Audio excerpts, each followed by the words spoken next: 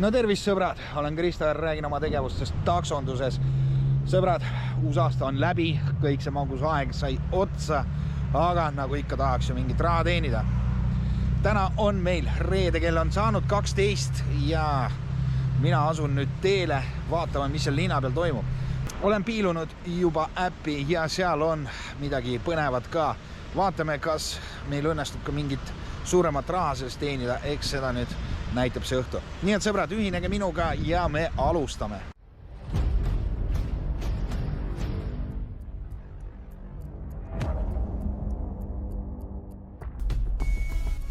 No nii, esimesed 70. Mis esimesed? Tegelikult ma olen mitu tükki juba teinud. Esimesed on kirjas ja õnneks hetkel tuleb koefitsiendiga. Ma ei tea, kas ongi mõeldud niimoodi, et taksojuhti on vähe, sest praegu seisuga praegu ma ütleks, umbes 10 minutit on mind oodanud inimene. Üks hetk, ma vaatan. 62, ma olen kohal isegi. Mul järgmine klient juba ootab siin. No, mis seal ikka? Nii et päris hästi hetkel läheb. Ootame nüüd järgmise kliendi ka ära. Siin peaks kohe samas kohas ongi järgmine klient mul. No nii, see tellimus nüüd oli siia Nõmmele Räägupesa kanti ja see oli siis koefitsiendiga 1,6 ja järgmine tellimus meid ootab põhimõtteliselt siin nurga taga. Aga see on siin kohal, ütleme nii. Ma reetsin oma enda ideed. Koefitsienti 1,3 ja hinnaks on 3,9, aga mehed alla 5 ei tohi võtta. Ma automaatselt võtsin vastu ja ei hakka praegu tühistama ka. Õnneks ma arvan, et see tuleb lühike sõit. Nii et, nagu öeldakse, andke andeks palun. Ma ühe korra teen selle vea, rohkem ma proovin mitte korrata.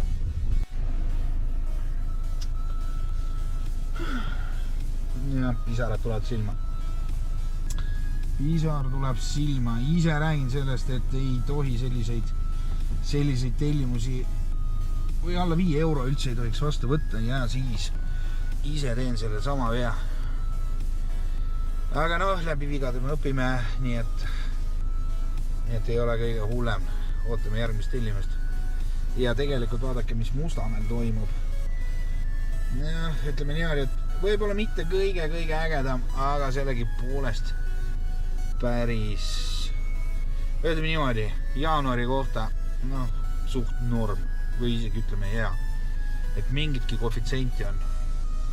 Sest tavaliselt või eelmistel aastatel ma ei mäleta, et oleks olnud jaanuar üldse suke nõrku. No nii, veel üks tellimus 9.40 ja me oleme praegu Nõmme, laagri kandis ja siin meil muidugi mingit koefitsienti oodata pole, aga siin ma teen siukse pulli. Kuna siin võimalus tellimus saada on päris suur, siin ei pruugi autosid olla, siis paneme oma hinna 1,4 ja võime siin mingi 5 minutit oodata, et äkki viskab siit. Ja kus ma sellised nippe õpin, sõbrad, aga mul on oma Telegram kanal, kus on umbes 100 kogenud taksojuhti ja ka muud rahvast, keda huvitab takso teema ja nemad seal siukseid nippe mulle jagavadki. Et kui sa oled kohas, kus on koefitsienti pole, aga on suur tõenäosus, et tellimus tuleb, siis pane oma hind 1,4 ja inimesed tellivad, kuna sõit on ikkagi vaja. Nii et jääme ootele praegu ja vaatame, kas meil õnnestub siin midagi saada. No nii, sõbrad, panin Uberi sisse. Ja hetke seisuga juba teine tellimus. Esimene koefitsiendiga 1,2 ja praegu seisuga koefitsiendiga 1,3. Nii et vaatame, äkki hoopis Uber täna, sest polis ei ole väga halvad lood, aga võib-olla mitte nii head kui tahaks. Nii et lähme proovime seda. Lähme proovime Uberit natukene maitsta, pole ammu seda sõitnud. No nii, teine sõit Uberiga tuli päris hea, 9 kilti ja vot sellises numbri saime 11.22.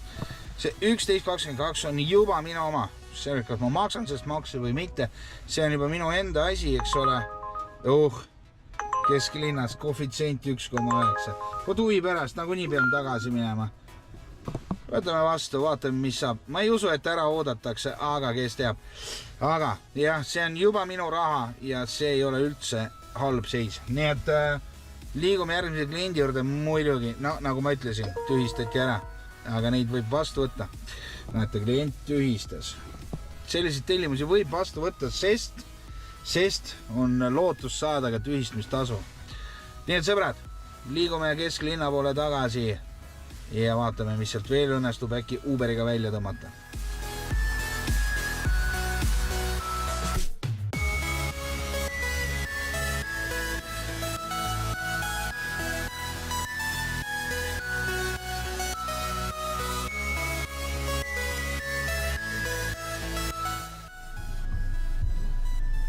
No nii sõbrad, selgub, et Boltis on päris head hinnad. 4 kilomeetrit koefitsiendiga 2,2 oli ja sama Koplisse kesklinnast ehk siis sealt kõige tumedamast alast. No, Uber pakkus ka ennast, ma tühistasin ära Uberi. Ja nüüd oleme Koplis ja nüüd vist peab tagasi liikuma kesklinna poole. Ei tundu, et seal väga kuradi ma šef oleks kõik nende koefitsientidega. No näiteks, no absoluutselt ei taha võtta, Võib-olla lühike ots 1,2, 3,6 eurot. Selliseid ei tohi vastu võtta. Lähen liinilt ära, ma arvan, et Bolt ükskord blokeerib mind selle eest. Aga nii kaua, kui ta lubab mul seda teha ja seda tööd teha, siis me jätkame. Liigun sinna, mis ta ongi siis, kuradi Telliskivi rajooni. Proovime sealt midagi juurde saada. Vaadake, kus on huvitav olukord. Näete, klient on siin samas. Ja ma kahtlustan, et need on seal taga, kes näeb siis valges jopes. Üks tüüp. Ja siin on huvitav olukord, et mina ei lähe neile ütlema, et ma saabusin, kuigi ma saabusin juba. Sest nad on ikka suht purjus. Ja nemad vist ei saa aru, et ma olen juba kohale jõudnud. Nii et ma ikkagi ootan ära vist 3 minutit. Mis ma pean. Ja siis ma tühistan ära selle sõidu. Sest on oht, et ma ei pruugi nad üldse kohalegi vedada niimoodi, et auto ei saa kahjustada. No nii, 4:30 hommikul tuli praegu üks pikem sõit ja see oli meil, ma kohe ütlen teile, pikem sõit, mis ta on, Sauel oleme, Sauel. Ja koefitsendiga 1,6, ma tahaks teile näidata summata, aga see on see loll süsteem neile, kuradi kella 4 siis nullib ära kõik. Ja ma hetkel ei, oot üks hetk. Kui see on nüüd see, viimane sõit on 26, 27. Võib täitsa olla, jah, võib küll olla. Sest see on just see tellimus, mis ma võtsin vastu. Jah. Ehk siis viimane sõit 26, 27, pole paha. Aga ma arvan, et peab liikuma tagasi kesklinna. No nii sõbrad, kell on 6 hommikul ja siin lennujaama taustal ma lõpetan oma vahetuse. Öö tuli täiesti üllatav, ma ei osanud oodata sellist tulemust, see on muidugi rõõmustav.